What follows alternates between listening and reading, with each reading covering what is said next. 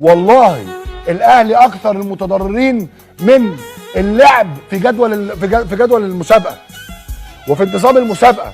والاهلي اتضر انه كان عامل رئيس انه خسر الدوري من 3 سنين، الموسم بتاع فيريرا، عشان ضغط الماتشات اللي الاهلي ولجنه المسابقات راهنت عليه.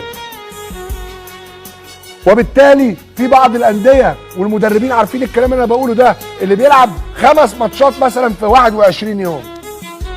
وبعد كده يروح واخد اجازه 6 اسابيع ما عندوش ماتشات، وبعد كده تعالى بقى يا حبيبي خش لي المعصره دي، خش اضرب لك 7 ماتشات 8 ماتشات في شهر، وبعد كده اقعد 6 اسابيع ايه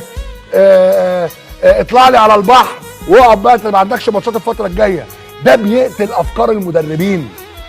ده بيقتل برامجهم، ده بيقتل الحمل التدريبي والحماس اللي موجود عند اللعيبه. اللي المدربين لما بيصدق، في مدرب لما بيصدق ان هو كسب ماتش في الثاني تروح انت